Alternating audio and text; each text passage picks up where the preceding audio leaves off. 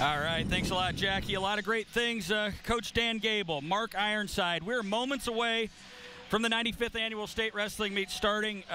The emotions have got to be racing through these young men's body. I mean, we'll set up the first match, but Mark, just give us your feeling of what they're going through right now. Well, you got these guys out here on the mat. They're waiting for everybody to kind of clear the mats. The mats have been mopped. The march is done. These guys wanted to get after it. You know, these are 106-pounders, you know, full of dynamite and fireworks. And, you know, it's been a long day for them. You know, they came in here this morning at 8 a.m. They weighed in and you know, they sat around a little bit, probably watched a little bit today, and it's just been a long anticipated day for them. And, you know, they're ready, like I said, they're ready to get after it, and so are the fans. This place is packed right now. And we can see the wrestlers that are on there, Jakob, Allison, 3A, taking on Brody, Teske from Fort Dodge, and you can take it from there. The 2A and 1A matchups also pretty intense here. Yeah, down here right in front of us on the in the red mat is going to be Justin Portillo. He's from Clarion-Goldfield, and he's taking on Blake Bauer of Southeast Warren. And then over on the far end blue mat, it's going to be in the 2A. It's going to be Josh Keller of Columbus Junction. He's been taking on Michael Millage of Crestwood. So, and Crestwood's one of those teams that, you know, they're third right now in the team race in the Class 2A, which that team race is wide open. They don't have enough finalists with only having. This is their only finalist. So they're not going to have enough points to capture the title to get to where Mediapolis is right now, but they would have enough to be able to make it up to second possibly. Yeah, and so Union, as you talked about earlier, with 3 in the finals, I do believe, Mark, they're right there, and that 2A race is going to be exciting. Yeah, this 2A race between Mediapolis, as you guys can see on your screen, the bottom right corner for viewers at home, Mediapolis, Crestwood, Crestwood, and Union is wide open. Even Union, being in 4th place right now, they could actually, if Mediapolis loses their final matches, Union wins theirs, they could go all the way from 4th to 1st. Wow. We're right into action right here. We got 3 mats going on all at the same time. Got Coach Gable sitting beside us, legendary coach here. He knows a thing about wrestling. Coach Gable, what do you see here so far? Just see what I love, you know, and I was following the Hawkeyes earlier today, and you know, I was loving that too. But at the same time, this is where I'm at, and it's going to be a lot of great wrestling. So I'm in a good position to hopefully get a little excited. Right now, we got on the 3A match over there, we got Bobby Teske of Fort Dodge getting a takedown right there over Jakob Allison of Waukee. Fort Dodge has put together a great tournament. They qualified 7 guys, 7 athletes they brought here, and all 7 are on the award stand. Tonight, Fort Dodge actually has 3 finalists, 106 as we're watching right here. They also have finalists at 113 and 195 pounds as well, too, with Laura at 113 and Cook at 195. What's kind of interesting to me, because I usually watch college wrestling, is already in the first period of the first 3 matches, there's takedowns and there's points going on. So they're not dancing, feeling each other out like sometimes you do in college. And so there's action going right now. We got Portillo down here in front of us in the red mat, the center mat down here from Class 1A Clarion-Goldfield. He's out to a commanding 6-1 lead still here in the first period. Over there in the 3A match, Teske of Fort Dodge scores a 2-point near fall. He's up 4-2. Scores 2-1 over here, actually 4-1 right now over in the 2A match. That's between Josh Keller of Columbus Junction. He's taking on Michael Millage of Crestwood. That's the 2A match down here. Yeah, Mark, and it gets kind of wild, and as you're looking at our screen right now, 3A and 1A's, I believe, flip-flops. So just for right now, until we get that cleared up after this match, just so folks know exactly what's going on as they're looking at it. Yeah, actually on your screen where it says 1A, that is actually the 3A match. Yes. The middle screen is your 2A, which is correct, and then the... It's awfully difficult because they don't label the mats for you. There we go. There we go.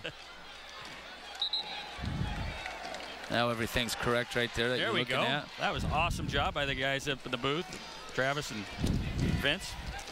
Okay, if 1A comes to a completion at the end of the first period, Portillo up to, like I said, a 6-1 lead, and it's Blake Bauer's choice of Southeast Warren. He chooses a neutral position. Obviously, he just gave up 4 near fall points there, and he gets taken down to his back. So Portillo out to a commanding lead right now. Portillo, tough kid.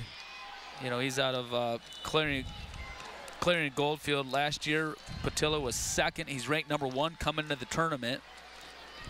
He's defeated the #2 and #3 ranked guys. Wow. Brother Josh will be wrestling later tonight. He's got a title to his name.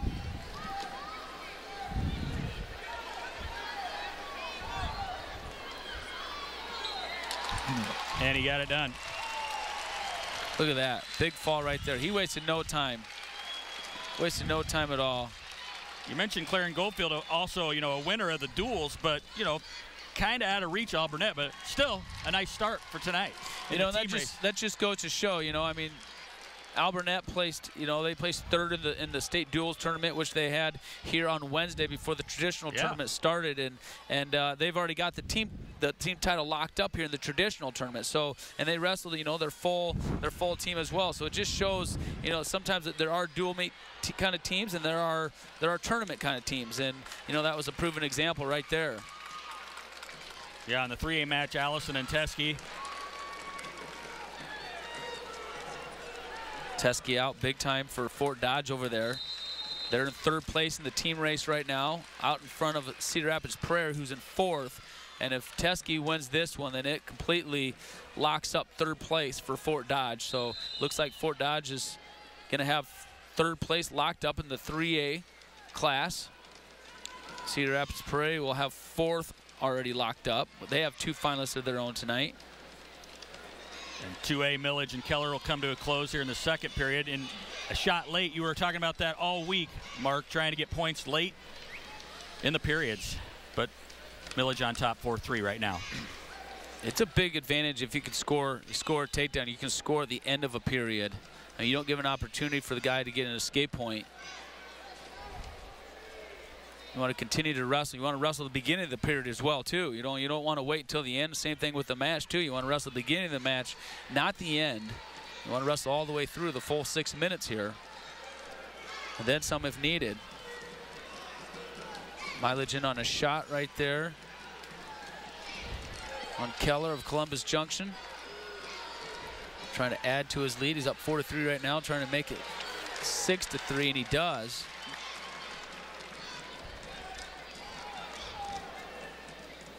Over here in the 3A bout, Teske from Fort Dodge still out to a 6-2 lead in 3rd period. This is an unbeaten freshman in the state tournament. That's pretty impressive. And that's something you see a lot of. You see a lot of freshmen at 106 pounds. You know, just you don't see too many 106-pounders that are juniors and seniors.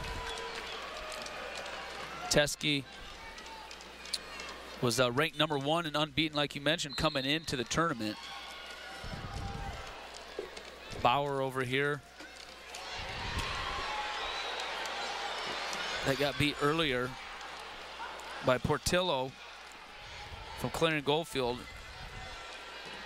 He was the #4 ranked guy coming in. A lot of ranked wrestlers here, but there's a lot of ranked wrestlers coming in too that, you know, were defeated throughout the tournament and are not into the finals. A lot of #1s and #2s that are not into the finals. That's just the way it always goes. That's why, you know, it doesn't really matter. That's paper. Yeah. Teske's going to get it done. A true freshman, unbeaten.